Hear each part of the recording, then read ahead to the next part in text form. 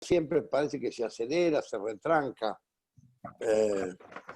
Y cuando pasan cosas y se mueve la Argentina, digamos, cuando hay un movimiento, cuando hay una energía que está rodando, es porque estamos haciendo cambios. Y generalmente vienen del lado del pensamiento nacional y popular. Y cuando las cosas se aquietan, cuando las cosas están más calmas, aparentemente más en calma, es cuando nos están clavando puñales por la espalda, ¿no?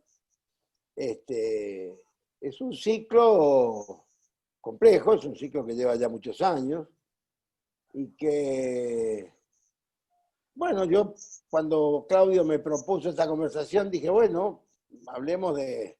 A mí me gustaría hablar un poco de literatura, cine y política, ¿no? Que son las tres actividades, los tres ejes en los que yo, no digo que me siento cómodo, pero son en los que me muevo. La literatura, que es mi respiración, es mi vida, en realidad es la única voz mía que yo reconozco, que ni siquiera es conjetural, porque la literatura siempre es una hipótesis. Y siempre es una hipótesis ficcional o poética. Y en realidad la literatura puede ser tremenda también para la vida de algunas personas, pero en general es inocente. Yo creo en la inocencia de la literatura, no porque no produzca efectos, sino porque los efectos que produce no dejan de ser o muy movilizadores o inquietantes para pensar, para interpelar a las sociedades, a los lectores. Pero nadie se murió de literatura jamás. Y esto es algo que yo defiendo sobremanera y es lo que más aprecio y amo de mi profesión. Cuando a mí me dice, ¿usted qué es? Escritor. Puedo hacer muchas otras cosas, he sido docente toda mi vida, sigo enseñando, soy periodista hace 50 años, sí, he tenido muchas actividades, pero yo soy escritor. En realidad, la única identificación en la que yo me siento, el único sallo que yo digo, me cabe, es de escritor. Con todo lo que eso conlleva, ¿no? Que a veces es complejo. La literatura también como acto creador es muy inquietante, muy insatisfactorio muchas veces. No porque la literatura tenga que ser un satisfactor que te dé alegría ni cosas por el estilo, pero la literatura también duele. Y cuando duele la literatura, le duele al autor o a la autora. Entonces, desde ahí, a mí me parece importante esta reafirmación. Cuando Claudio, los amigos de este colectivo me propusieron esta conversación, decían, bueno, queremos que hable de política. Decían, está bien, podemos hablar, pero yo no soy un político en términos convencionales, no hago nada de antipolítica, no estoy en contra de los políticos de ninguna manera. Digo simplemente que mi rol no ha sido el de un dirigente político, más allá de que puedo tener alguna gente con la que trabajo, asociado, con ilusiones compartidas y con propuestas, ¿no? Pero es la literatura la que a mí me sostiene y es mi respiración. Yo respiro por la literatura. Quería decir esto porque además se vincula con lo otro que anunciaba recién. No sé tu nombre, el que me presentaste, no. ¿Sos Luis? Bueno. No sé, veo acá varios nombres. La verdad es que identifico a uno que otro, compañeros, amigos. Pero lo que quiero indicar es que... Ah, bueno, un gusto, Luis, gracias. ¿Y el Claudio no está? ¿Él organiza y se va? Curioso esto, pero bueno. Lo que quería decir es que... Lo que pasa es que Claudio tiene problema de conectividad para entrar. vive en un barrio Inaudi, por ahí no tiene conectividad para entrar. Así que Está nos bien, sigue está por bien. todo. No lo dije en son de crítica, sino de, en todo caso, de sorpresa. Pero bueno, lo que quiero significar es que el salto de la literatura al cine y a la política no me parece que sea un salto exótico. En mi caso, la actividad cinematográfica, a la que yo llego tarde, yo llego ya grande, me hubiera gustado llegar antes, por supuesto. Si hoy tuviera la edad de muchos pibes que empiezan, me metería. Creo que, de todos modos, creo que al cine hay que llegar con una cierta experiencia, y sobre todo una experiencia literaria. Mi concepción del cine es que el cine es literatura filmada. No hay cine sin literatura, es decir, no hay cine sin guión. No hay cine sin texto. Uno puede agarrar una cámara, filmar, vos tomar lo que quieras, pero es sin ton ni son. Es decir, si no hay un guión, si no hay un texto que lo sostiene, y si no hay una apoyatura que le dé poesía, que le dé belleza, que le dé crítica, que le dé cuestionamiento, que le dé lo que sea, el cine sería una actividad quizá pura tecnología, ¿no? Y en nuestros tiempos pasa también eso. Hay mucho, por eso hay muy buen cine y hay mucho cine basura, ¿no? Bueno, yo llegué al cine de maneras indirectas.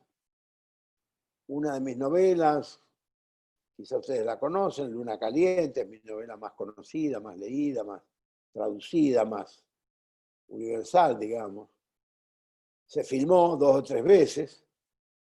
Se filmó en Argentina al terminar la dictadura, se filmó en Brasil, se filmó en España, y cada una de esas versiones a mí me dejaron una profunda insatisfacción.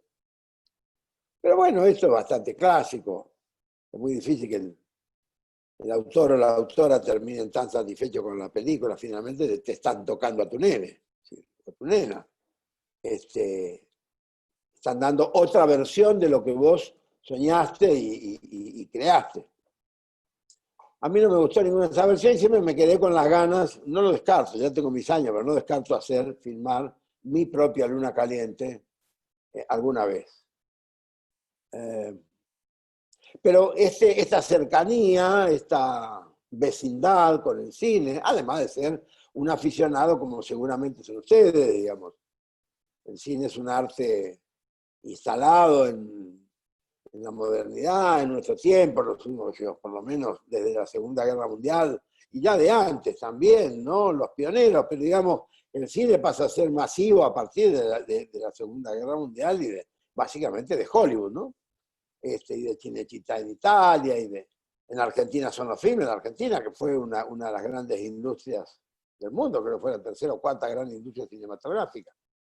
La mexicana también, que fue muy importante. Es decir, que en esas tradiciones, para mí, llegar al cine fue encontrar una vía de expresarme también en literatura. Cuando yo vivía en el exilio, hace años en México, tuve la suerte de que en un momento dado pude ganarme unos pesos, unos centavos, escribiendo guiones. Conocí a un director que era muy conocido, muy famoso, muy importante en México, Alberto Isaac, que fue un buen amigo mío. Y Alberto me daba trabajo, es decir, él pagaba, no sé, a tanto la página, y bueno, yo escribí varios guiones como escritor fantasma, ni lo filmaba, yo no existía en el medio, ¿no? Pero le fui agarrando el tono, digamos. Mi vida se desarrolló en la literatura y un poco en la política. Y tarde, la verdad es que tarde, empecé en los años, sí, después del 2000, ya en este siglo empecé a pensar en mis propias películas, en plural, películas. Bueno, hice una con un colega, un amigo, un cineasta colombiano, que es un querido amigo, Juan Pablo Méndez Restrepo, Y nos largamos en un primer largometraje que fue El 10º Infierno. No sé si lo han visto, si se lo perdieron, lo pueden encontrar algún día, debe estar en YouTube, en todos lados. No teníamos plata para la promoción, pero la película creo que fue muy digna. Una novela mía, una novela del mismo título, El 10º Infierno. Una novela muy, muy circulada, muy traducida y demás, y con una intensa posibilidad cinematográfica. La protagonizó Patricio Contreras, Aymara Robert, y la verdad que fue una experiencia, para mí, una experiencia extraordinaria, porque fue la primera vez que yo estaba poniendo el ojo en el encuadre, ¿no? Y también a partir de ahí me vino el darme cuenta de que yo había tenido, por casualidad, nunca me lo había planteado, pero durante muchos años, básicamente en los 80 y 90, yo había conocido a un cordobés maravilloso, un cordobés poco conocido, pero ya ilustre, de don Juan Filloy, y tuve la fortuna de que fuimos muy amigos, muy amigos. Casi diría, él tenía edad para ser mi abuelo, pero bueno, nos caímos bien, yo empecé a visitarlo, nos escribíamos cartas, para mí era un maestro en muchos sentidos. Y en esos viajes que yo hacía a Río Cuarto, donde él vivía, y también a La Carlota, y también en la capital, en Córdoba, yo empecé casi casualmente con un amigo que tenía una pequeña filmadora de esas camaritas viejas que habían de VHS y camcorder, todas las primeras en sistemas Betamax, todos sistemas antiguos de los 80. Y empezamos a filmar. Un día le dije, bueno, vení conmigo mientras yo converso, van a verlo, vos filmá.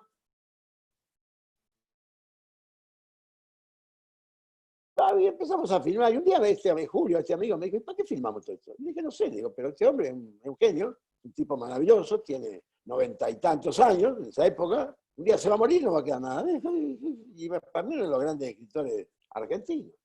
Así que yo quiero que quede un testimonio. Bueno, ahí quedó. Pasaron los años, murió don Juan en el año 2000. Yo dejé de ver a Julio por mucho tiempo y después que terminé de filmar El 10º Infierno, un día dije, bueno, yo me quedé con esa sensación que tiene, creo que todo artista, cuando terminas una obra, lo primero que haces es ir amenguando la euforia, la calentura de haberla creado. De ahí es muy posible que uno caiga en un estado depresivo. Y si no depresivo, por lo menos melancólico. Y una de las buenas salidas que tiene el arte en general es que te potencias para hacer otra obra. Eso le pasa a un escultor, a un pintor, a un músico. Y ahí me empecé a acordar de que yo tenía un material filmado, que yo ni sabía cómo estaba, ni sabía dónde estaba. Empecé a buscarlo, me costó encontrarlo, lo encontré en cajas, todas cosas sueltas, mucho se había amodosado, eran esos celuloides viejos, echados a perder mucho. Lo llamé, lo encontré a Julio y dije, bueno, ¿qué hacemos con esto? Y empezamos a recuperar. Nosotros teníamos como, qué sé yo, material bruto, fácil, 5 o 6 horas, de distintos planos, momentos, charlas con don Juan. Habremos recuperado un 50%, pero ese 50% era muy bueno, era muy interesante. Y entonces presenté un guión, un proyecto de guión, lo presenté al Inca, esto fue en 2015, 2016, en la maldita transición. Y bueno, pude ir haciendo la película, la fuimos y la terminamos en 2019, y la película se llama Don Juan, que es la película que se va a pasar ahora el jueves en Canal Encuentro. Se ha pasado en Cineal y en un par de cosas, y el único estreno que pudimos hacer se hizo en Córdoba, en el Cine Municipal de Unquillo. Y fue muy lindo, había mucha gente, fue muy cálido. Para mí fue una hermosura, además estrenar la película en Córdoba fue muy importante. Se pasó creo que 2 días, viernes y sábado, y el domingo, ¡pum!, se decretó la pandemia, todavía acá estamos, hace 5 o 6 meses, ¿no? Así que nos quedamos sin otros estrenos, teníamos sala grande en Buenos Aires para hacer estrenos, toda una movida que era importante, en fin, ya pasó.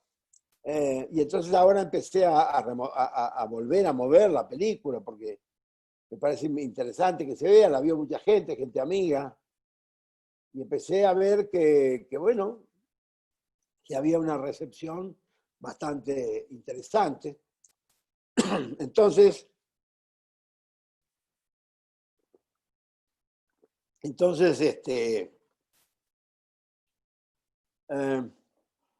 empecé a moverla, pedí al Inca que aunque no tuviéramos sala, aunque no se pueda dar en cine, por lo menos que pudiéramos empezar a pasarla. Bueno, el jueves 10, esta semana, a las 10 de la noche se pasa en Canal Encuentro. Si quieren verla, me encantará. Me entere o no, siempre es hermoso que la gente vea la película que uno hizo. Y esta combinación de literatura y cine, yo la fui haciendo de una manera... A veces me hago la broma interna y digo que el vivir clandestino se me cambió a mí. Porque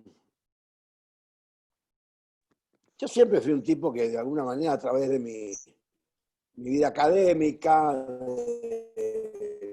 tenía en varias universidades y el periodismo en distintos medios, fundamentalmente en Página 12, donde yo sí digo hace 30 y pico de años, casi desde su fundación, y en otros medios que escribí en distintos países y también en distintas ciudades. Acá en el Chaco colaboro siempre en el diario, el Chaco Día por Día, y digamos que mis visiones eran un poco literarias y otro poco siempre fueron políticas. Siempre me interesó mucho la política. Vengo de un hogar muy politizado. La Argentina es una sociedad muy politizada. Y además yo tuve creo que la suerte, la fortuna de que a mí me inocularon prácticamente todas las perspectivas políticas argentinas, y a mí me apasionaron desde el comienzo, desde chiquito. Mi mamá venía de una familia muy conservadora de los campesinos de la provincia de Buenos Aires. No terratenientes, ni mucho menos, sí de los campesinos, esos campesinos que laburan para el patrón y terminan siendo más derechistas que el patrón, ¿no? Esa era la familia de mi madre.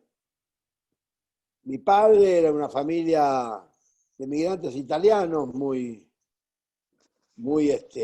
pobres, extremadamente pobres. Eran 12 hermanos. Y mi abuelo, a quien yo prácticamente no conocí, era un militante socialista de toda su vida. Fue uno de los fundadores de la fraternidad, del gremio ferroviario, en los últimos años, 1899. Y no fue dirigente, pero fue un militante, fue esos ferroviarios de toda la vida, que murió prácticamente cuando yo nací. Y mi papá era socialista, mi papá era un hombre... Ahora, ¿cómo se unió con mi mamá de caballería tan conservadora? Nunca lo entendí, pero bueno, cosa de ellos. Y mis padres murieron cuando yo era chico, relativamente chico, era muy muchachito. Y me quedé a cargo, que fue mi tutora, una hermana mayor y mi cuñado, o sea, el marido de mi hermana. Los dos radicales, incluso uno era radical sabatinista, bien cordobés y todo, mi hermana era adoradora de Ricardo Balbín, y de hecho en mi familia, esta conjunción, digamos, de derecha, izquierda, radicalismo, lo único que no había era peronismo. Gorila, pero en los distintos momentos, además a mí me tocó vivir todo eso. Yo guardo una foto que me da mucha gracia, una foto donde estoy sentadito en el capó de, yo he tenido muy poquitos años, venía de la primaria con el guardapolvo blanco, y sentadito en el capó de de un coche que no era mi papá, no sé de quién era un coche, y yo iba con una banderita uruguaya saludando el golpe de la Libertadora, ¿no? Eh,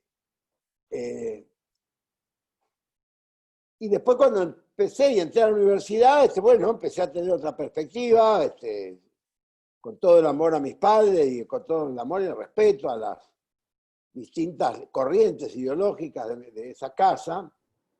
Lo que yo mamé fundamentalmente era la conciencia de la responsabilidad política como ciudadano. Y cuando yo empecé a ser ciudadano, yo sentí eso. A mí me afectó mucho en mi primera militancia, mi primera militancia juvenil en la universidad. Fue el 28 de junio del 66, el día que lo derrocan a don Arturo Illia, otro cordobés, a quien yo apreciaba mucho, realmente respetaba mucho. Un hombre, no lo conocí, pero era un hombre de respetar, era un hombre decente. Fundamentalmente era una buena persona y un hombre profundamente decente. Quizás el más decente de todos los presidentes que tuvo la Argentina en el siglo XX. Y a mí me indignó mucho ese derrocamiento, ese golpe militar abusivo, brutal. Y ahí yo cambié. La verdad que empecé ahí así a militar fuertemente en la universidad. Yo estaba apenas empezando en la universidad, estaba en primer año. Pero ahí me metí mucho con eso. Después vino Córdoba, vino Pampillón, Blanco, los distintos asesinatos de esa dictadura, vino el Cordobazo. Y me fui radicalizando como muchos chicos y chicas de mi generación.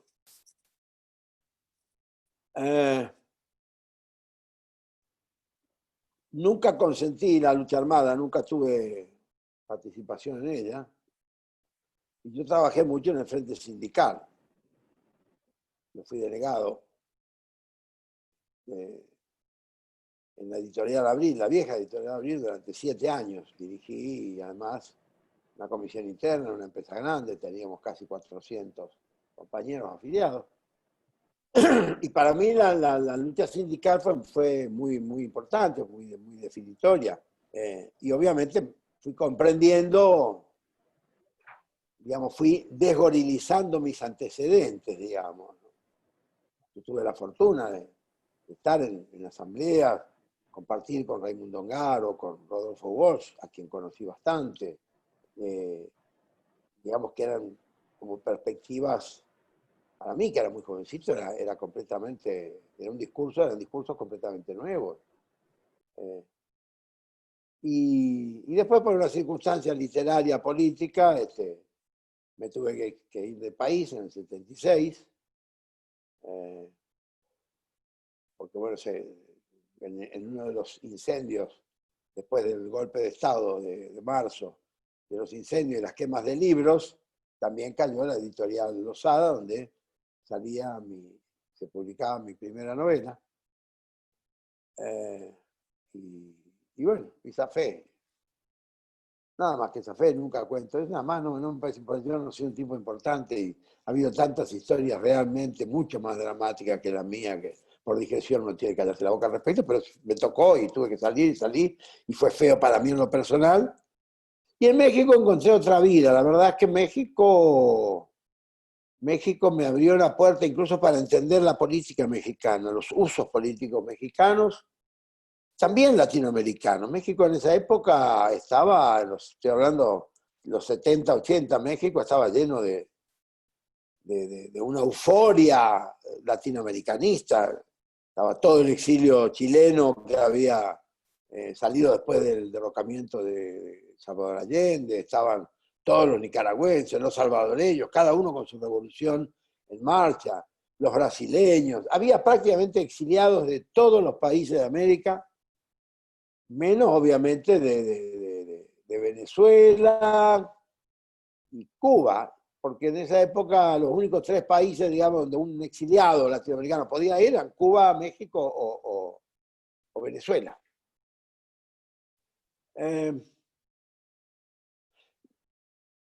a mí me interesó mucho la política mexicana y aprendí mucho ahí. Además, trabajando, yo trabajé en un diario, en el diario Excelsior, durante prácticamente 9 años.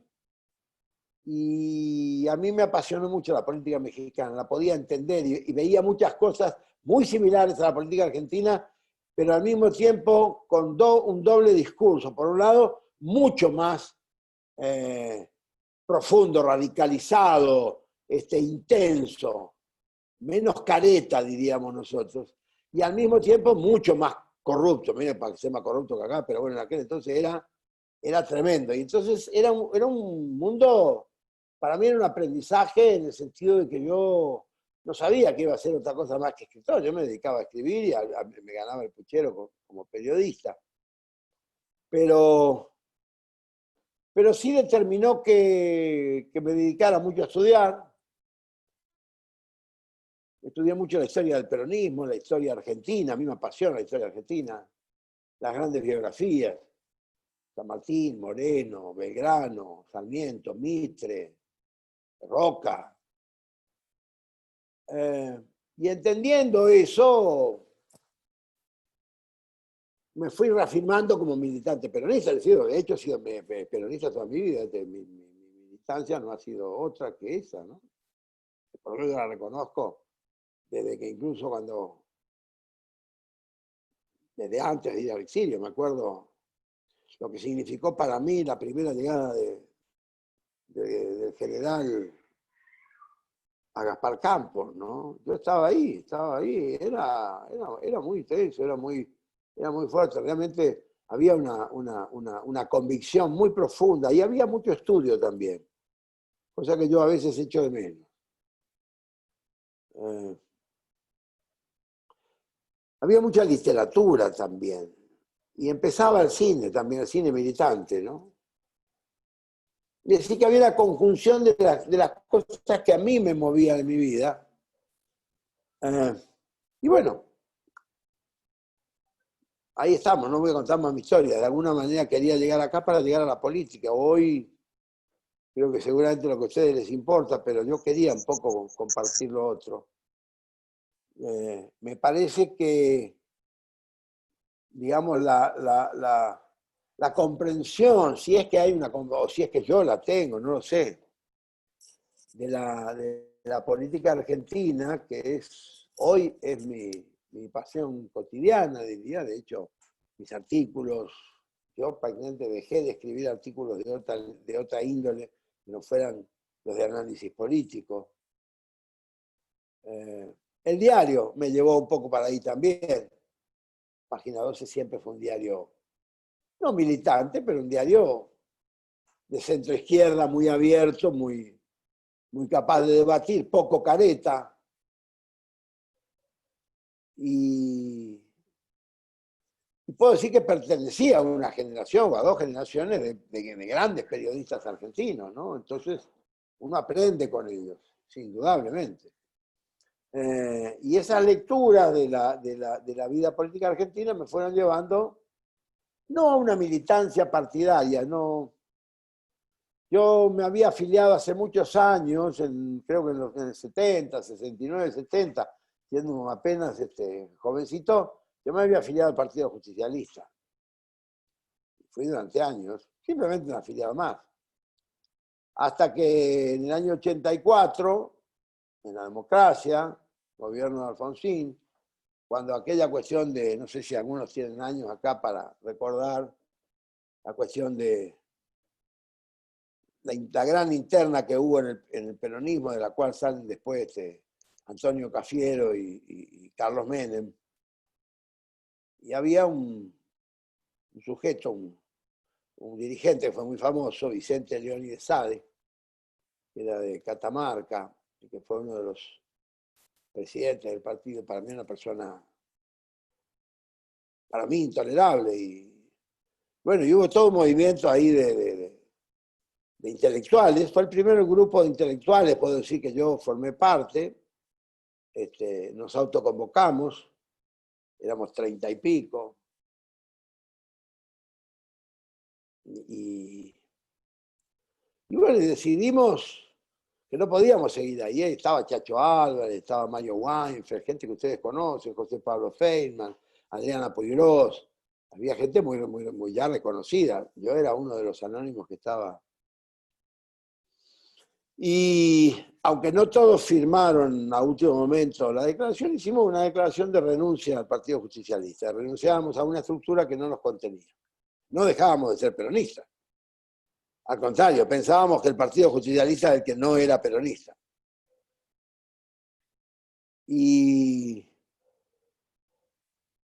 desde entonces, esto fue el año, debe haber sido 85, y desde entonces yo he sido un militante nacional y popular que he acompañado, lo que considero que he acompañado, fundamentalmente trabajé siempre al lado de las organizaciones de derechos humanos, de las madres, las abuelas.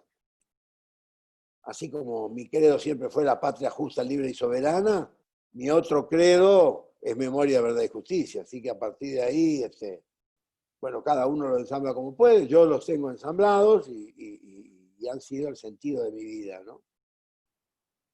Y en el año 2000, estoy saltando para no aburrirlo, en el año 2000, cuando 2001, digamos, cuando el desastre de 2001, fue la primera vez que yo sentí que tenía, no sentí que tenía que tener una cosa dirigencial, ni mucho menos, pero yo me daba cuenta de que cuando la gente gritaba, todo el país convulsionado, finales de 2001, 40 muertos en los tiros, habían pasado ya Costequi y Santillán, y en medio de toda esa Menezunda, la gente gritaba que se vayan todos. ¿Cómo que se vayan todos? ¿Qué consigna era esa? Vacía de toda vaciedumbre. Y yo le sospechaba un viso profundamente reaccionario. Se vayan todos, ¿y quién viene? ¿Y qué hacemos? Y ahí me di cuenta que en la Argentina, me di cuenta, no quiero sonar pedante, pero a mí me pareció que la Argentina no tenía propuesta, no había una propuesta, los partidos estaban completamente desacreditados. Y entonces con un pequeño grupo de compañeros, amigos, amigas, que los convoqué desde aquí, desde Resistencia, en esa época todavía no había, empezaba el internet, creo que existía Hotmail y Yahoo, eran los dos que había, eran lentos y demás, bueno, y convoqué a algunos amigos míos, gente que yo quería, gente que tenía relación, que sabía más o menos que podíamos tener algunas cercanías de pensamiento, y les propuse un texto que a mí se me ocurrió llamarlo el Manifiesto Argentino, porque me parecía que había una manifestación textual en Argentina que había que hacer en la emergencia, ¿no? Cuando no había todos los partidos, todas las ideologías, todas las opiniones políticas estaban en crisis. Es decir, la crisis era tan brutal, la de 2001 y 2002, y también la mía, la nuestra, ¿no? Pero con estos compañeros pensamos, bueno, vamos a preparar una idea que sea, que plantee, ni siquiera una esperanza, que plantee, enumere las cosas que hay que hacer en una Argentina para que la Argentina sea el país que queremos, ¿no? Justo, libre, soberano, con memoria, verdad y justicia. Y eso es el Manifiesto Argentino, hicimos un primer texto, yo lo redacté, pero lo trabajamos con otros compañeros,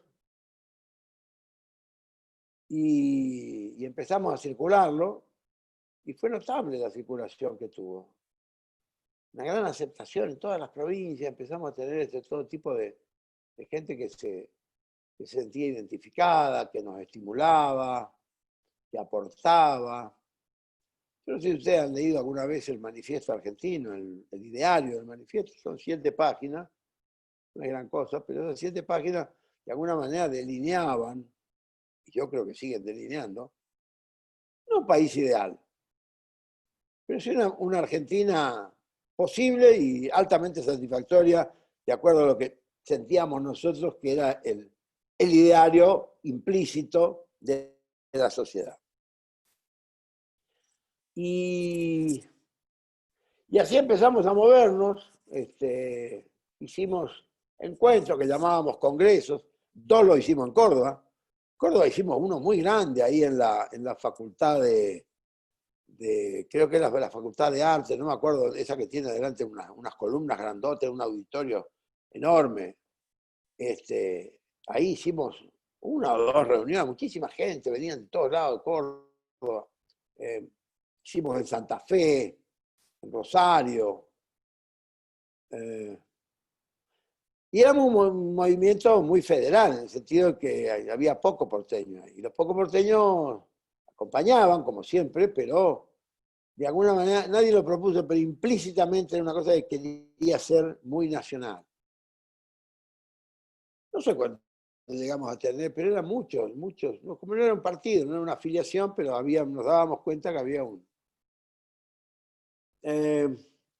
Se crearon varios nodos del Manifiesto Argentino en todo el país. Un compañero, cordobés, por cierto, de Villa María, Carlos Recio, que sigue trabajando con nosotros, fue uno de los organizadores de la red, ingeniero electrónico él, y esto también en esa época nos ayudaba un poco a los burros que no sabíamos nada de esto. Y bueno, llegamos a 2003 con la presidencia provisional de Eduardo Duhalde,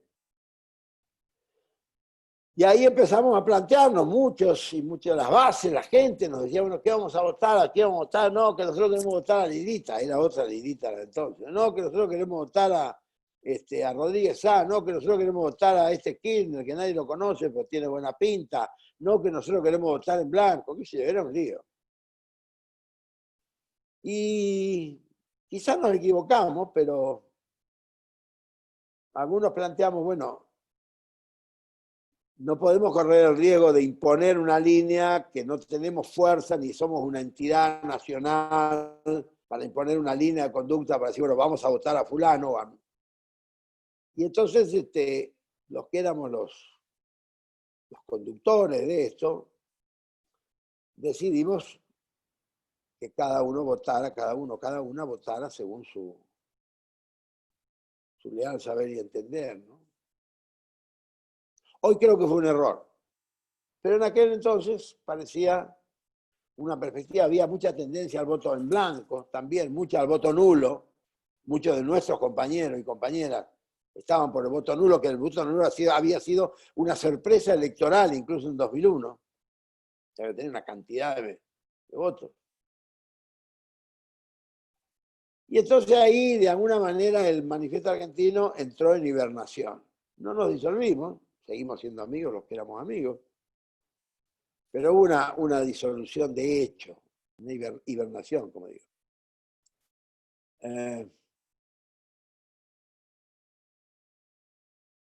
Y ahí hay un hiato en nuestra historia. Nos encontramos con que todos habíamos después votado, por lo menos casi todos habíamos votado Kirchner, habíamos acompañado el proceso de Néstor y de Cristina, y sobre todo de Cristina, que fue un reencuentro para muchos. La 125, la famosa y maldita 125, había sido una enseñanza muy importante. Y bueno, y cuando en 2015 se perdió aquel balotaje,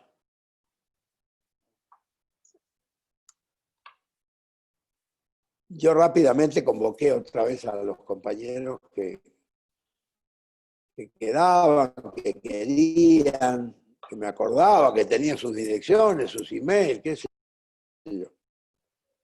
Y algunos habían quedado en el camino, habían muerto, algunos fueron golpes muy duros.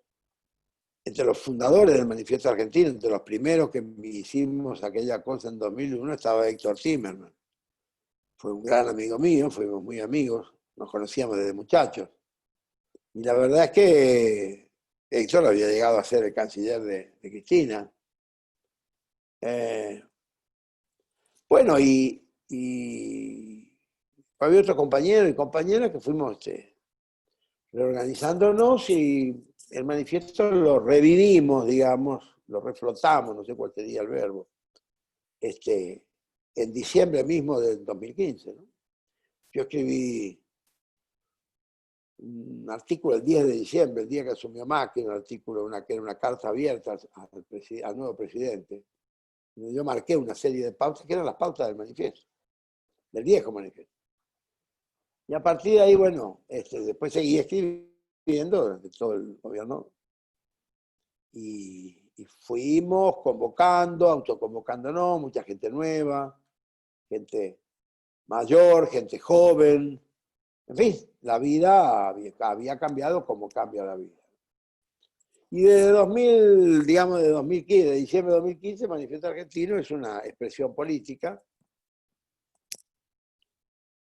Estamos en casi todo el país, en casi prácticamente en todas las provincias, creo que hay 2 o 3 provincias donde no conocemos que haya compañeros nuestros.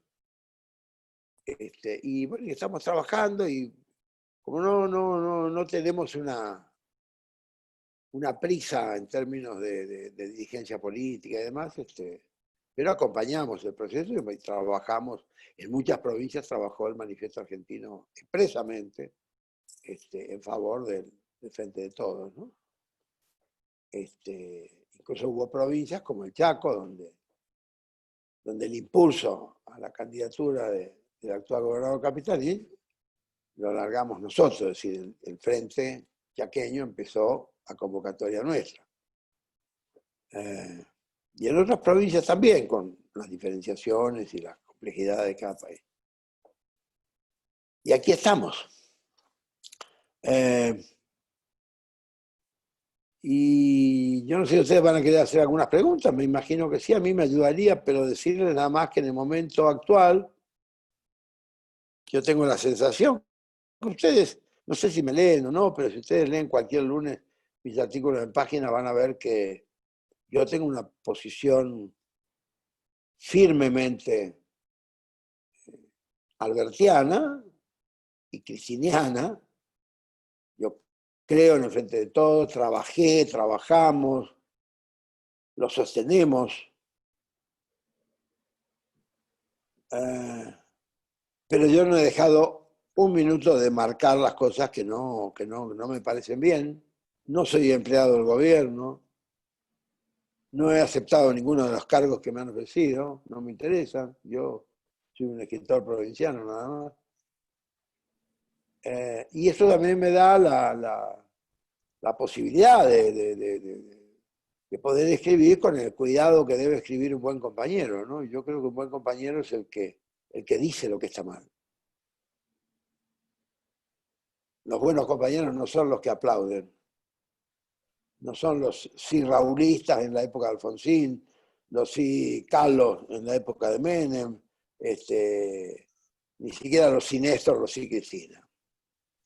Creo que el buen compañero es el que marca los peligros, los riesgos, los posibles errores, y lo dice de frente con lealtad y con voz clara.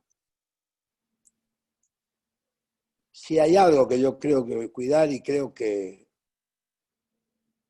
no me equivoco es en eso, en esa actitud, ¿no? Puedo tener lecturas equivocadas, pero trato de leer lecturas de un país no solo complejo, que sabemos que la Argentina es muy compleja, sino de un país que no tiene conciencia de su propia complejidad. Y esto es una sociedad muy compleja precisamente por eso. Es decir, somos una sociedad que todavía no tiene conciencia, no toma conciencia de que todo lo mejor que le pasó en los últimos 70 años, aún con los enormes errores y equivocaciones de los gobiernos peronistas, lo mejor se le dio al peronismo.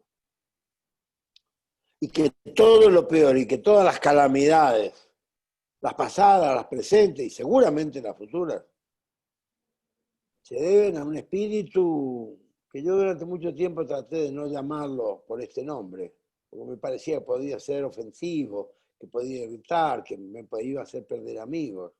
Pero hoy a los gorilas yo los llamo gorilas, y son desgraciadamente con respeto y con disculpa de los gorilas africanos, que son unos animales buenísimos y no son para nada los feroces que son, pero el gorilismo es una de las peores cosas que le ha pasado a la Argentina. Está muy instalado, muy fomentado, y es uno de los grandes problemas que tienen los gobiernos nacionales y populares, como el actual.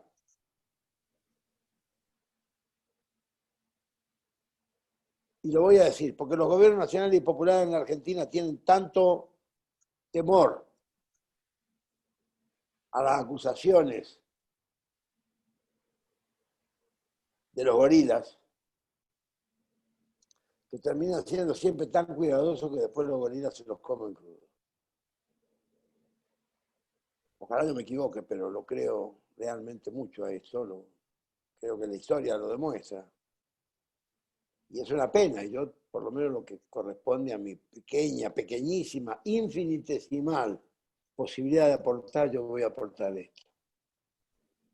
Por eso creo que una de las grandes, no digo batallas porque no me interesan las épicas políticas, pero una de las grandes discusiones, los grandes debates, los más fuertes debates en términos políticos es el de las comunicaciones. El periodismo en la Argentina está completamente contaminado, está influenciado de manera muy negativa, está cooptado en gran medida, las figuras más o menos notables y tradicionales están completamente, diría yo,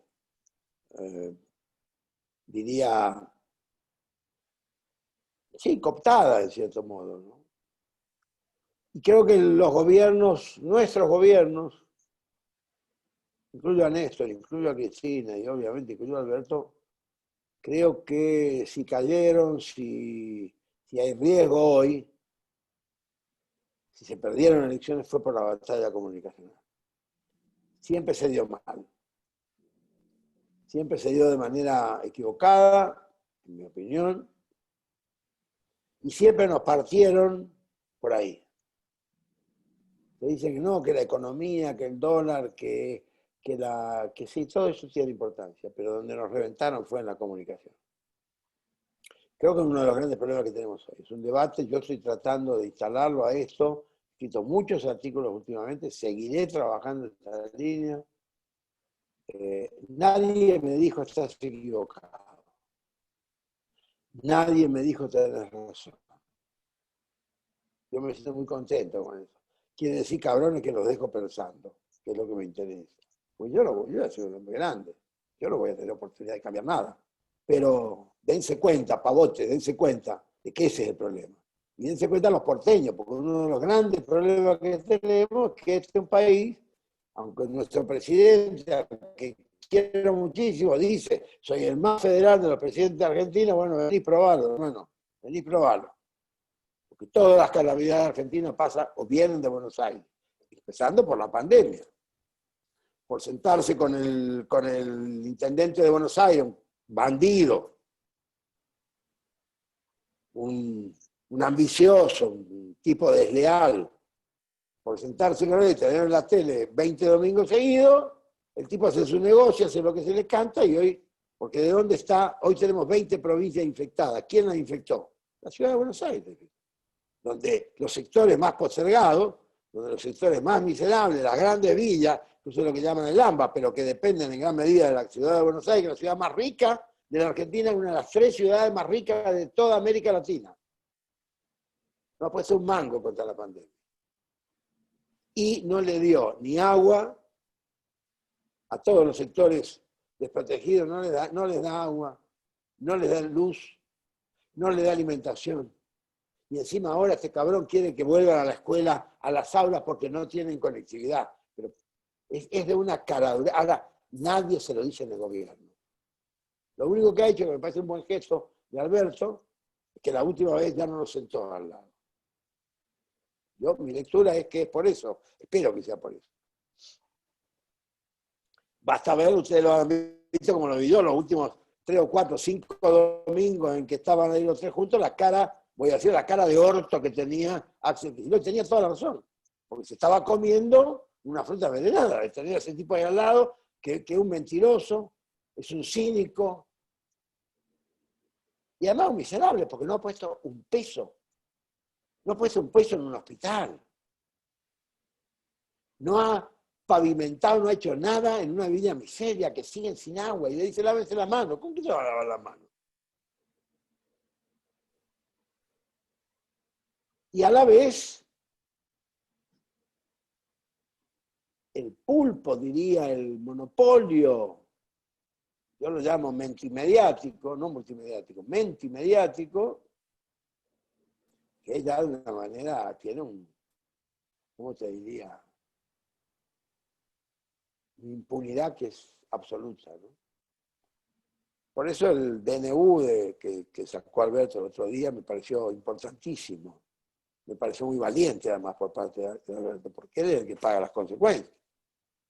Y por eso lo están atacando como lo están atacando. Es decir, y ahí además yo quiero decirles, yo creo que en la Argentina tenemos un golpe en marcha, el golpismo está en marcha. El disparate de Eduardo del otro día no era un disparate porque el viejo está cagado, no. Eso es parte del juego. El idiota cree que él quedaría de presidente provisional como la vez pasada, como en el año 2000, si cayera este gobierno. Pero bueno, eso es fantasía. Pero es parte de eso, en mi lectura, en mi opinión. Y bueno, no sé qué más decirle, compañero. Compañera, tampoco sé si son compañeros o compañeras, espero que sí. Y si no lo son, espero que no se sientan molestos. Yo no vine a ofender a nadie, pero ya soy viejo para ser calenta. Les agradezco mucho. No sé si hay algo que quieran que charlemos. Encantado. Sí, primero aclararte que casi todos, digamos, todos los que estamos en este espacio y estamos compartiendo esta charla, somos compañeros y podemos tener matices en cómo vemos la realidad, pero en realidad también tenemos en claro, como vos lo planteabas, que hay un enemigo común y eso está fuera de discusión. Hay algunas compañeras que... Laura Luz,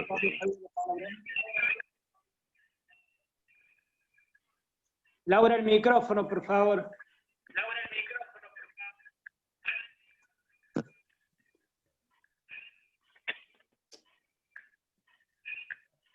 Acá está. Hola, bueno, un placer, Mempo, escucharlo. Lo he leído mucho, pero nunca tuve antes el placer de tenerlo enfrente mío. Justamente por haber leído bastante sobre sus posturas y siendo yo también una comunicadora con poca participación en los medios de Córdoba, pero que conozco el tema, y viendo que hay ese enemigo común y que estamos perdiendo, seguimos perdiendo la batalla comunicacional, es que yo oportunamente apoyé la ley de medios audiovisuales que impulsó el gobierno de Cristina, y aunque apoyo firmemente el gobierno de Alberto, algo que a mí siempre me hizo ruido fue que en campaña y en la última entrevista que le hicieron en TN, siempre catalogó esa ley como prácticamente un mamarracho jurídico, que no sirve, que no es buena y que no sirve. Pero me parece que si seguimos perdiendo la batalla comunicacional, es justamente por ausencia de una ley actualizada que regule la participación de los medios. Me encantaría conocer su opinión, porque en definitiva también hemos pasado 4 años en donde los medios que nos pueden ayudar y que están de este lado, el propio Página 12, sin ir más lejos, han estado casi al borde de la quiebra. Entonces, me gustaría conocer su opinión sobre la oportuna ley de medios de aquel entonces y si usted considera también que hoy sería necesario establecer una política de medios.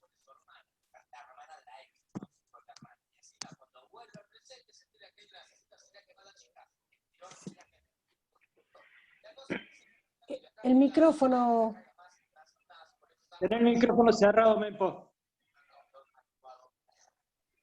Ahí está, ahí estoy, perdón. Bueno, yo creo que es un tema muy sabroso, muy interesante, porque la ley de medios fue una ley épica, que se consiguió, todos recordamos los debates, las audiencias, fue extraordinario.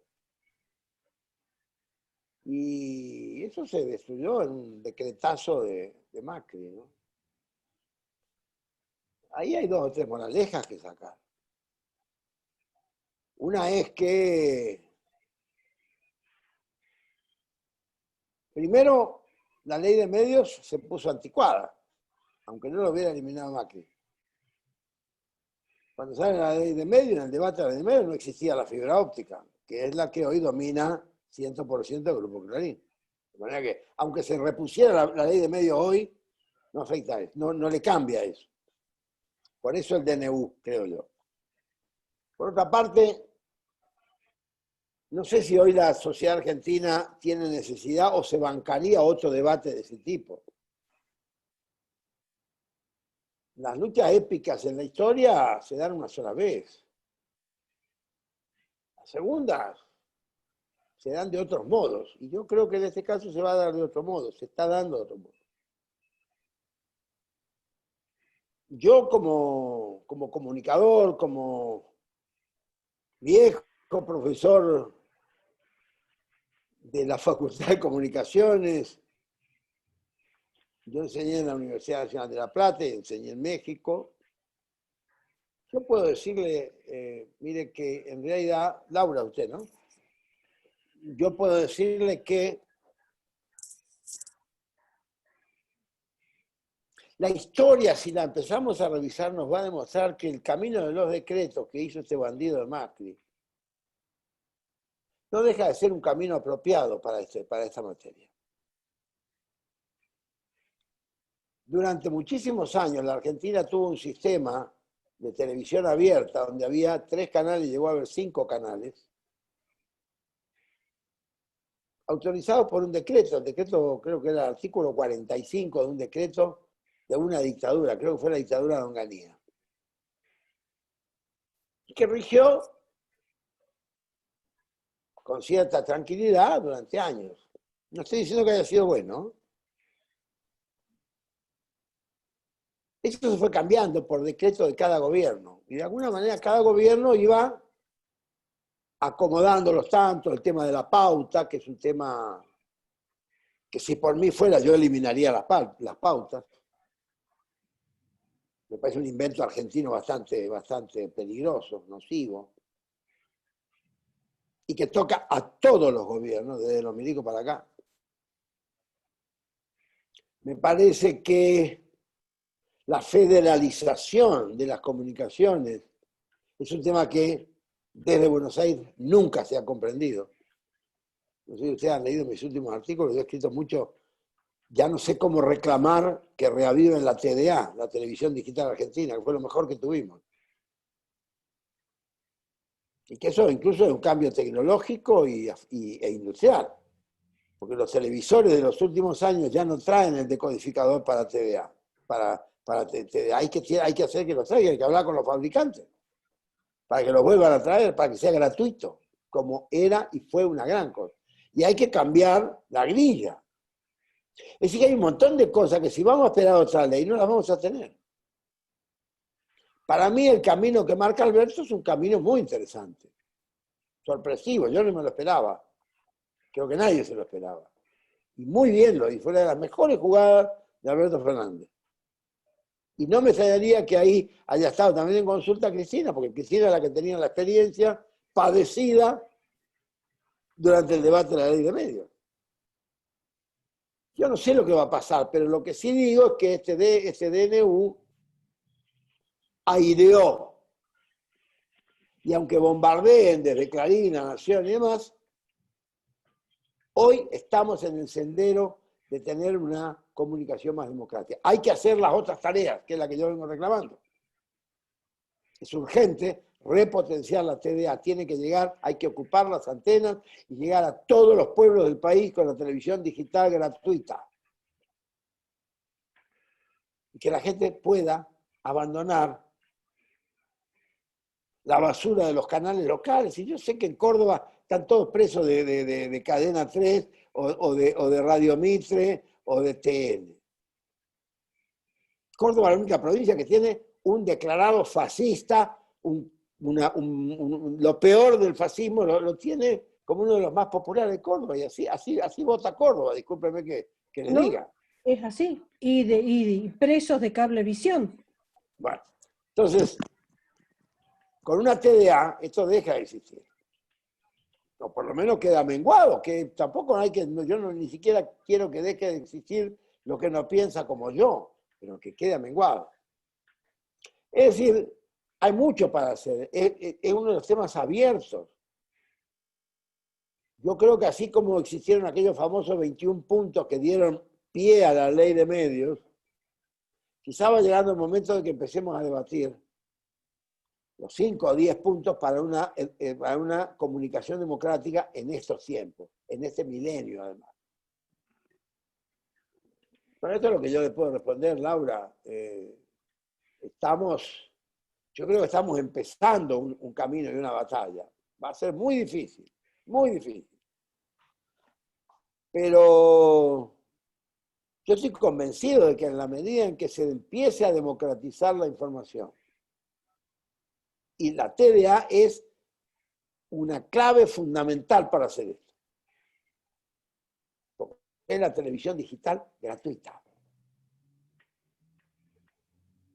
Y que es la que veían los pobres y los jodidos en todos los barrios marginales del país. Sí, y la tenía yo también.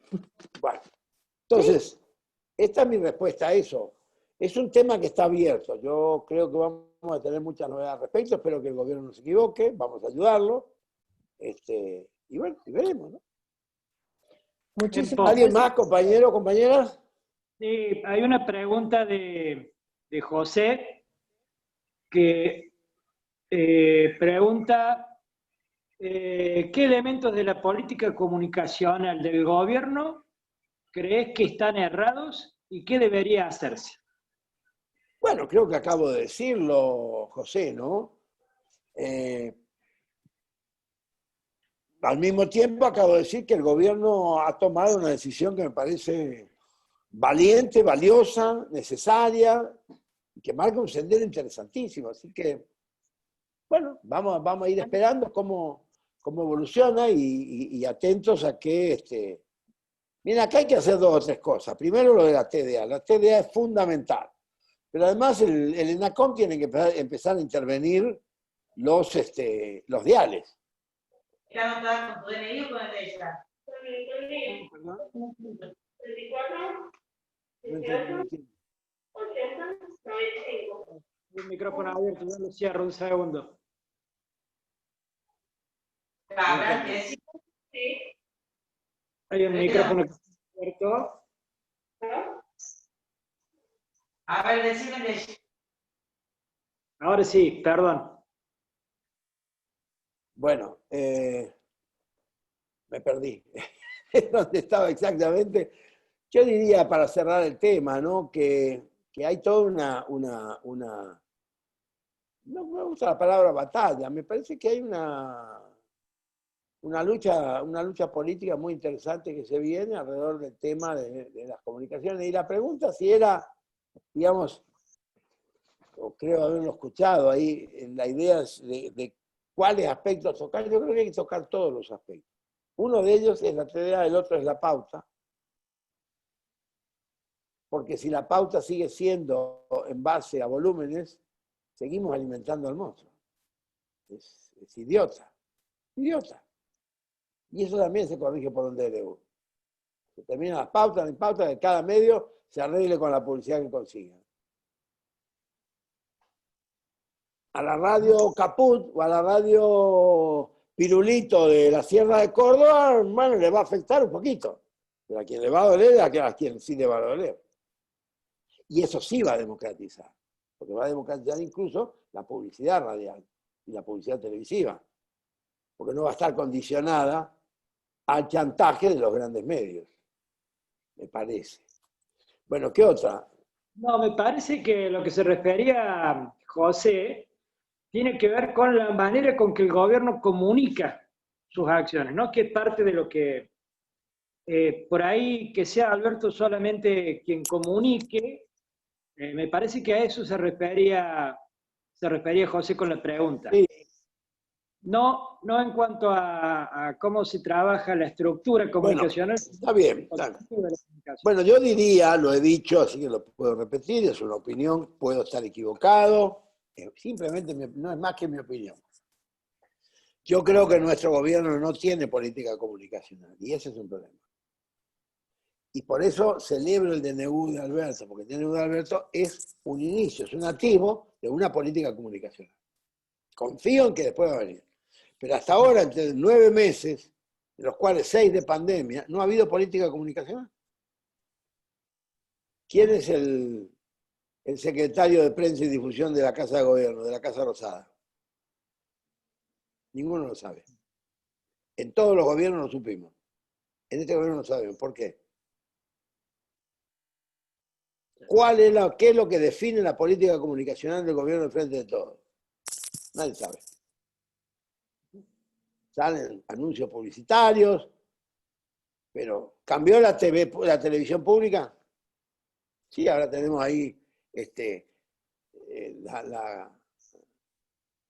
las clases que no deben ver ni el 60% de los estudiantes de Argentina. Sí, es cierto.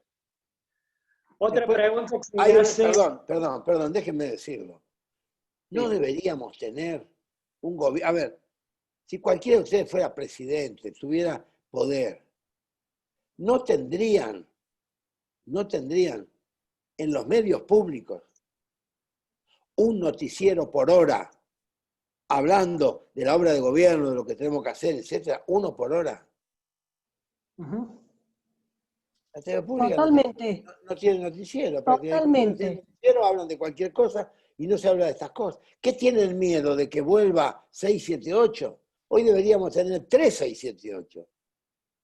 Y si no les gusta, que vengan a discutir. ¿Qué problema hay? O no es 678 cuando vemos, no quiero ni mencionar los apellidos de los bandidos de TN haciendo. Es un 678 gorila, espantoso. Sí.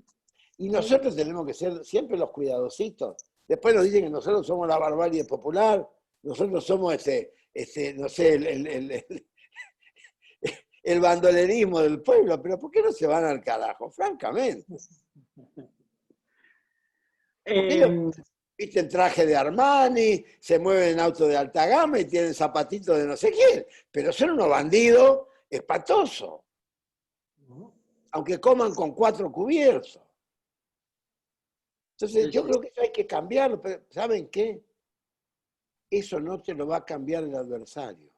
Eso lo tenés que cambiar vos. Nosotros tenemos que cambiarlo. Y ahí, bueno, es cambiar también los códigos de buenos modales. No para que pasemos a tener malos modales, pero sí para que nuestros modales no sean pavotes. Eso es lo que yo digo. Jorge pregunta, o mejor dicho, que le gustaría que especifiques un poco más el tema del posible golpe que vos veías. No, bueno, yo no diría el posible golpe. Digo que estamos en un estado pregolpista. Siempre estamos en estado pregolpista cuando gobernamos nosotros. Siempre que el peronismo de alguna manera está en el gobierno, siempre en estado pregolpista. Empezaron en 1951, 52 con Benjamín Menéndez, aquel primero Benjamín Menéndez. Empezaron en el 55 con los bombardeos de Plaza de Mayo. Siguieron con los fusilamientos del 56. Siguieron con las presiones a Frondizi, siguieron con el constante acoso al gobierno de Ilia. Siguieron a cada gobierno, y ya no digamos el de Néstor y de Cristina. desde el primer día hay un estado de golpe. La 125 fue un golpe fracasado, pero era un golpe de Estado. Y hubo muchos más de ese tipo. Bueno, yo creo que estamos en un estado, es decir, ¿qué hace Patricia Bullrich? Está generando, calentando a los anticuarentena, a los desequilibrados que están ahí gritando en la plaza. Bueno. Pero yo no estoy hablando de un posible golpe, ¿eh? No soy agorero de un posible golpe. Si no, Jorge, me expliqué mal o me entendiste mal. Yo no hablo de un posible golpe. Digo que hay un estado pregolpista como siempre hay en estos casos. Y no solo en la Argentina, en todos los procesos populares. ¿Quién más? Muy claro. Naya quiere preguntarte qué opinión tenés sobre la toma de tierras y la acción comunicacional del gobierno en torno a eso. Este es un tema muy, muy reciente. Yo no lo tengo todavía definido, lo estoy estudiando. Posiblemente pasado mañana, lunes, escriba sobre esto. No estoy seguro. Tengo varios temas. Yo creo que el tema de la apropiación de tierra es un tema de los más complejos que ofrece nuestra sociedad, porque veamos los hechos, o digamos, los distintos elementos del conflicto. Yo no tengo la solución. Primer elemento del conflicto. Hay muchísima gente en la Argentina que no tiene dónde dormir, no tiene casa, no tiene lugar propio. Y que se hacinan en lugares absolutamente inhóspitos.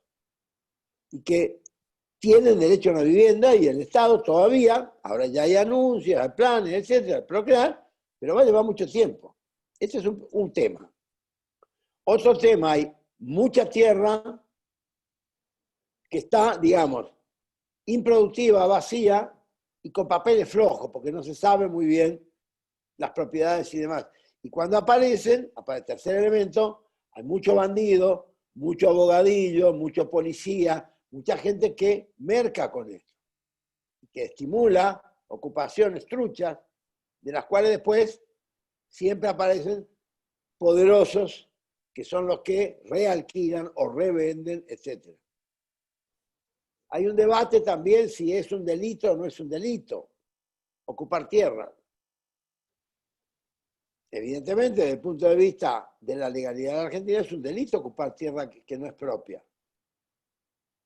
Al mismo tiempo, lo que se llamó siempre la usucapión, que es la ocupación por el paso del tiempo de la tierra, está muy distorsionada también, en muchos casos. Otro elemento es la cantidad de punteros políticos, desarrolladores inmobiliarios, que generan de repente conflicto de un lado para, decir como el Tero, ¿no? Que genera conflicto acá, pero ponen el huevo en otro lado. Es decir, estoy haciendo una enumeración de todo esto, cualquiera de estas cosas es comprobable. Es muy complejo, yo no tengo la solución. Y tenemos además policías feroces, que son las que se tienen que poner, digamos, se supone una policía que tiene que poner en orden en una situación de este tipo. Y las policías argentinas son feroces. Siempre fueron bastante maletonas, pero el periodo macrista las terminó de arruinar mentalmente, moralmente, éticamente y conductualmente. Es un problema gravísimo que nos dejaron para la democracia. Así que bueno, es muy, muy, muy difícil. Yo no tengo la respuesta para eso. La verdad es que no tengo la respuesta. Estoy atendiendo. Hay un artículo muy interesante que escribió Juan Grabois, creo que ayer, en página. Muy interesante, léanlo. Que tiene mucho sentido común. No sé si da una respuesta a esta situación, pero tiene mucho sentido común. Y él conoce bien. Lo leí y él hace hincapié en esta premisa del peronismo, que donde hay una necesidad nace un derecho. Así es. Que de ninguna manera se puede hablar en este caso de delito, porque lo que hay es una terrible necesidad. Sí, ahí está lo que pasa. Yo citaba el artículo por eso, creo que ahí hay todo un tema que va a ser un debate que yo creo que lo mejor que puede pasar es que salga un debate nacional de esto, ¿no? Creo que se está instalando ese debate porque es uno de los grandes temas. Lo que pasa es que en la Argentina todos son los grandes temas. Y para nosotros, los comunicadores, es muy difícil sostenerlos en el tiempo. Porque la realidad argentina es tan abrumadora y tan conflictiva que uno tras otro los temas se van superponiendo, pero no porque el anterior se resolvió, todo lo contrario. Ahí tienen Vicentín. Vicentín dejó de ocupar el centro de la escena, pero nadie sabe bien qué están haciendo con Vicentín. Seguramente están haciendo todo mal. Desde el juez, desde la Cámara, todo va a estar mal, nos están estafando de nuevo. Y fue uno de los grandes errores del presidente. Uno de los grandes errores de Alberto fue haber anunciado una expropiación que fue celebrada por todo el país y después tira para atrás. Fue un error. Bueno, error político cualquiera puede tenerlo, pero hay que señalarlo. Como buen compañero hay que señalarlos y no decirle, ay sí que bien Alberto, lo que usted hace está bien. Ese sí albertismo sería tremendo para la Argentina. Espero que no suceda. ¿Qué más? Juan Pablo Verguilla dice, Mempo, desde el Manifiesto Argentino hemos propuesto siempre una nueva constitución. Entendiendo que no es el momento y sin renunciar a esta idea, ¿crees que el gobierno se plantea la posibilidad en algún momento? Voy a empezar por atrás.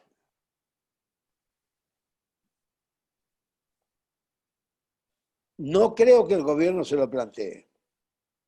Sí creo que debería planteárselo. Sería bueno que se lo planteara. Porque en realidad, el planteo nuestro, el del manifiesto, el compañero Juan Pablo lo conoce perfectamente, no es una propuesta coyuntural para un momento. Es una propuesta trascendente. Es decir, más aún, nosotros creemos que no hay debate más trascendente en una sociedad que el debate de su constitución. La Constitución es la madre de todo el sistema, de todas las leyes, de la democracia, de las representaciones. La república es la democracia. Entonces nosotros nunca hemos planteado la Constitución como una cosa, bueno, vamos a ver para cambiar esto o aquello. Eso lo hacían Menem, lo hizo Menem con Alfonsín. Y eso lo hicieron en 1853, en 1868 y en 1898. Cada una de las reformas. La única que no fue así fue la de 1949, que fue la mejor constitución que tuvimos en la Argentina. Y por eso duró solo 7 años y la destruyeron bombardeando con aviones la ciudad de Buenos Aires. Porque no era un bombardeo, digamos, porque salían a bombardear. No. Era acabar con el sistema que constitucionalmente sustentaba al gobierno de General Perón. Entonces, yo interpretaría que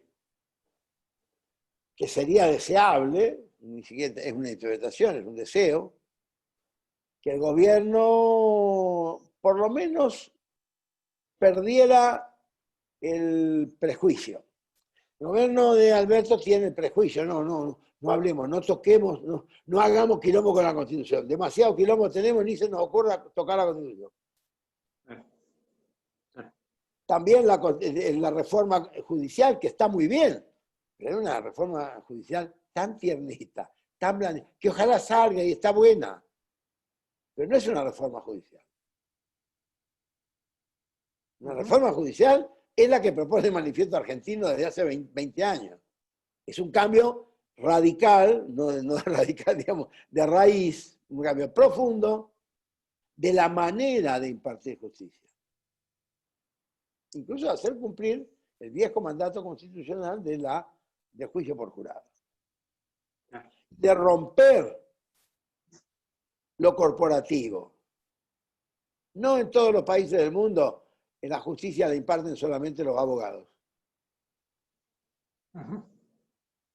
No hay ninguna razón por la que un gremio tenga que dirigir nada menos que el tema de la justicia del Poder Judicial de un país. ¿Por qué? Es decir, si la pregunta que me hace Juan Pablo es Si creo que el gobierno se plantea la posibilidad, creo que no, y me gustaría mucho que sí. Me encantaría que se planteara y la acompañaríamos con mucho entusiasmo, porque además el derecho constitucional en la Argentina, los constitucionalistas argentinos, son de un extraordinario nivel. Tenemos grandes constitucionalistas, nos podrían ayudar muchísimo, porque además Arturo Sampay, que fue el creador de la Constitución de 1949, dejó una escuela de constitucionalistas. Y es extraordinaria. Y su obra, que hay que leerla, y que se puede leer, es extraordinaria. Porque delineaba una nueva nación. ¿Qué más? Acá hay una pregunta de Livia, el compañero Livia Wolf. Dice si existe alguna forma, apelando a la ética periodística, o alguna ley para que los medios hegemónicos dejen de mentir. Bueno. No, bueno, lamentablemente, querida Lidia, es un buen deseo que comparto, que creo que compartimos todos, pero no, eso no se cambia por ley, no. Bueno, acá hay otra pregunta también porque dice, ¿qué estás escribiendo actualmente? Y a mí me gustaría que hables un poquito de la película también. Bueno, espera que estamos pasando de tema a tema. Yo estoy escribiendo varias cosas y muy en crisis, debo confesarles acá íntimamente, y no se lo digan a nadie. Porque estoy con muy poco tiempo para escribir. Yo presido una fundación, que tenemos cada vez más acción, más actividad, tenemos una gran responsabilidad social en nuestra comunidad, trabajamos mucho en el perfeccionamiento docente, estamos dando clases, ya nos hemos virtualizado. Yo doy clases prácticamente todas las semanas. Tengo que escribir estos artículos cada semana y otros artículos que me piden. Tengo por lo menos un Zoom por día con gente y compañeros como ustedes. Tengo poco tiempo para todo lo que tengo, lo que quiero hacer. Y tengo mis años y estoy cansado. Entonces, también me obligo a mí mismo a ser poco, no digo conservador, pero tengo que cuidar mi fuerza. Porque tengo que estudiar mucho. Yo soy un animal de lectura más que de escritura. Leo todo el tiempo. Para mí leer es lo que me potencia para todo lo demás. Entonces, es todo un tema, es bien complejo. Y encima cuidarse de la pandemia, ¿no? Yo vivo en la provincia que durante los primeros 3 meses de pandemia fue la provincia más jodida del país. Ahora se han hecho algunas cosas bien, acá estamos bastante más aliviados, les toca a ustedes, a los mendocinos, a los jujeños. No porque tenga que tocarles, sino porque, bueno, porque están pagando el pato del bandido porteño. Porque miren, yo no tengo ninguna duda de que el gran drama de la pandemia en la Argentina tiene un nombre y apellido que es Horacio Rodríguez Larreta. No tengo ninguna duda. Y es detrás de él toda la estructura del macrismo que juega al bueno y al malo, y a la mala, digamos. Bueno, entonces, todo eso a mí me tiene muy ocupado. La verdad, no me alcanza el tiempo. Por suerte tengo salud, estoy bien, estoy entero.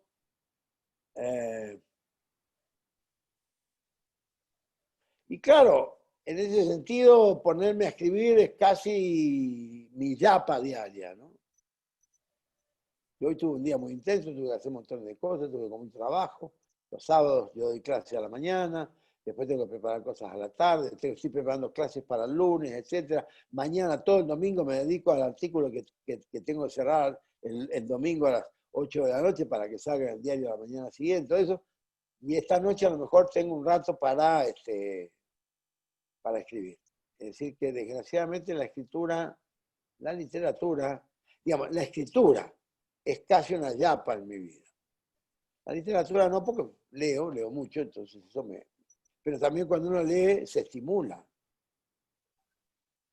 No les no les exagero, yo en este momento debo tener, y más o menos estuve viendo el fin de semana pasado, yo tengo 4 novelas empezadas y debo tener unos 20 cuentos que me encantaría terminar. No puedo terminar todo. Necesito un tiempo espiritual, un tiempo de calma, de serenidad, de no tener otras presiones que me permitieran acabar todo eso y nuevos emprendimientos. Es difícil, es difícil. La verdad que... Pero bueno, no soy hombre de andar quejándose. Así que se hará lo que se pueda. Compañeros, ¿hay algo más? ¿Una, dos, las últimas 2 y nos vamos? Dale. Dice que Berta vio la peli Don Juan. Ah. Y felicita a Mempo. Gran y justo homenaje al escritor argentino Juan Filioli. Sí, bueno, véanla el jueves. Creo que les va a gustar. En general, la película ha tenido muy buena aceptación dentro de su género. Es un largometraje documental, no es una película de ficción, claro, que son las más populares y demás, pero creo que gusta mucho. Una película creo que logramos mostrar un personaje muy tierno, muy entrañable, muy firme, muy seguro de sí, muy ético, y además un escritor muy complejo, pero bueno, una de las glorias de la literatura argentina. Bueno, Isaida dice que en Córdoba, bueno, esto es en relación a lo que decías con el tema de la pandemia, en Córdoba también hubo flexibilización en condiciones que no eran óptimas y, bueno, eso disparó los contagios y estamos en una situación también se está volviendo cada vez más complicada, ¿no? Eso es lo que... Bueno, este es un fenómeno que se está dando en todo el mundo, ¿no? Viene en España, viene en Francia, viene en Italia. Creía que ya había pasado todo, ya lo tenían todo superado, y ahora están que no saben qué hacer porque tienen la segunda pandemia en 4 meses, vuelven a los índices que tenían hace 4 meses. Están jodidos, está muy complejo el tema.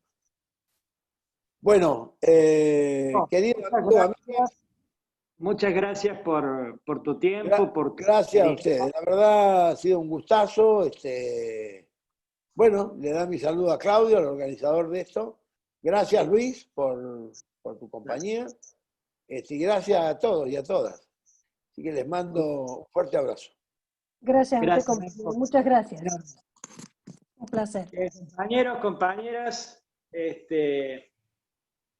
hay algunas... Alcira, creo que vos querías decirle algo a todos los compañeros y compañeras para que nos mantengamos un poco más organizados. ¿Ah? Prende el micrófono. Ahora. Ahí está. Sí. Ahora sí. Bueno, lo que nosotros queríamos compartir como colectivo de Tinku Arte y parte de la radio comunitaria Encuentro 95.7 es brevemente remarcar también el éxito de esta serie de encuentros marcados por la modalidad remota que la pandemia nos impone, pero que evidentemente ha sido una sucesión de estupendos momentos como el que acabamos de vivir, de poder escuchar a compañeros y compañeras que tienen un área específica de trabajo que tiene que ver con la problemática general de nuestro país y del momento histórico que está viviendo la Argentina. Entonces nosotros queríamos plantear desde la radio comunitaria Encuentro, que conjuntamente con la M750 organiza esta serie de encuentros que va a continuar con la presencia del día 11 de septiembre con el compañero, no me acuerdo el nombre, Borroni. Fernando ¿Cómo es Borroni. el nombre, Luis? Fernando Borroni, exactamente, que va a estar el 11 de septiembre con nosotros, y pedirle a los compañeros si pueden tomar nota y si no de alguna manera comunicarnos para enviarles el correo electrónico que tiene Tinku Comunicaciones, de manera de poder tener un intercambio, no solamente en la información de las charlas a futuro, sino cualquier otro tipo de actividad en la programación de la radio y en el propio espacio cultural Team Cuarte. Así que queríamos pasarle el correo electrónico si tienen para tomar nota, y si no, ya veremos de qué manera se los hacemos llegar. Es todo con minúscula, Tinku Comunicaciones 95.7 FM, ya lo voy a repetir, @gmail.com. Repito, todo con minúscula, Tinku con K, Comunicaciones 95.7 FM, sin puntos, sin guión bajo, nada, todo así como está, para poder comunicarnos con ustedes, recibir, por supuesto, sugerencias e ideas y estar permanentemente en contacto por actividades a futuro. Gracias a todos los compañeros y compañeras. Bueno, compañeras, compañeros, de verdad que ha sido un gusto. Sin duda quedan muchas cosas para debatir, para pensar, para analizar. Así que siempre estas charlas abren perspectivas, dan miradas que nos hacen que también reacomodemos nosotros nuestra manera de ver las cosas y de pensar, ¿no? Así que me parece que está bueno que sigamos con este tipo de actividades en función de que no nos podemos encontrar y abrazar por esta situación de la pandemia, pero por lo menos seguir conectados y seguir intercambiando, pensando, debatiendo, para ir entre todos encontrando un nuevo sentido, ¿no?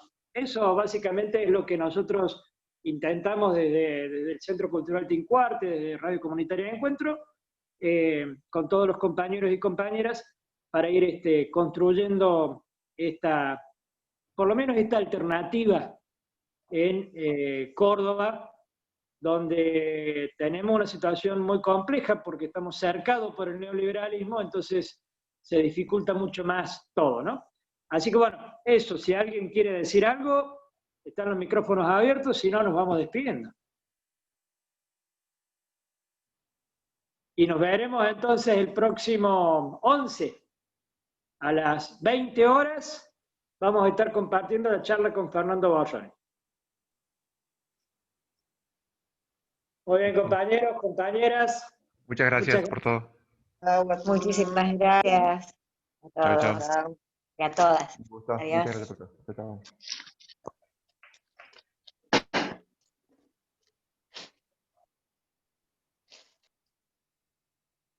Oh.